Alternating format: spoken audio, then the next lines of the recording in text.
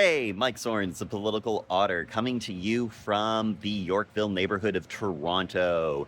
And today we're going to be chatting a little bit about the G7 and the couple of fun takeaways from it, as well as the things that the media is spending a lot of time on that are kind of nothing burgers. So let's do a quick rundown. First and foremost, the overall theme that I think is a significant takeaway from this particular G7 is the degree to which the US is reneging its position as the global leader.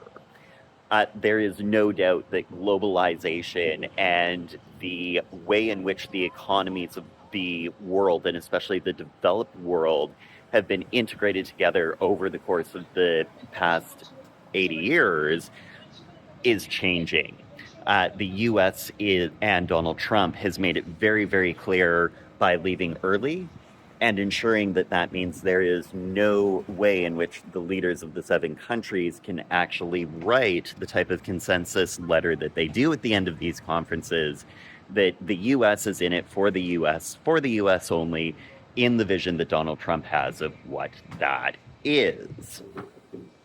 So that definitely marks another change in the difference between the US and Donald Trump 1 versus Donald Trump 2.0, and what that's going to mean for the rest of the world.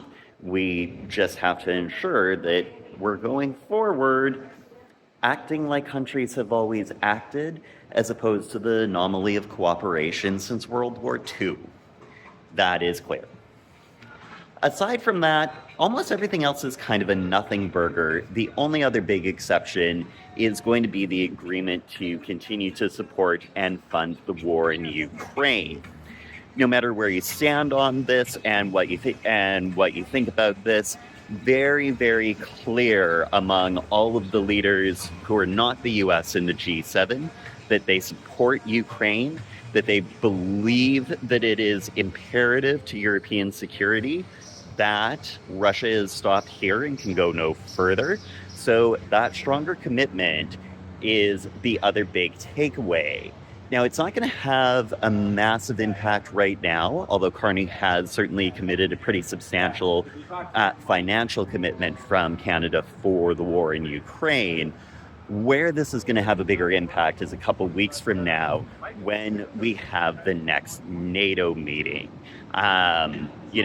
Whether or not Canada is going to be able to meet the new moving target of 5% total GDP spending going towards military, that's going to be a little bit of a tough one to meet and to swallow politically. So we are going to definitely see the impacts of the G7 form what a lot of the conversation of NATO is going to look like. So I'm going to be keeping a really close eye on that. Anything else interesting that came from this? No. There is so much media attention to the Donald Trump-Mark Carney interaction, Carney's little body language jokes. If you're on the side who likes Carney and dislikes Trump, you're probably saying about how Carney, stood up to Trump. If you're on the side that likes Trump and dislikes Carney, you're probably saying, oh, Carney looked like a schoolboy or some other nonsense like that. I don't know. I've been watching the coverage of that interaction and thinking that I've seen better coverage of body language when it comes to shows like The Real Housewives of pick your favorite city. So I think way too much is being read into a lot of things that were pretty innocuous there. What is good is that the two countries have agreed they want a trade and a military cooperation agreement framework finished within the next 30 days. That's a really small and tight time frame. Trump likes that level of urgency, and Carney is definitely the one pushing for that so that our economy can be a little bit more stable.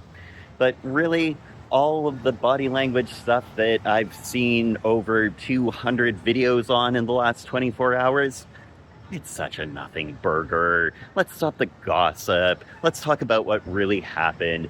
And like every other G7 conference before, there's a couple of really interesting symbolic things. There's 1 to 2 policies that we're going to see these leaders start to push moving forward.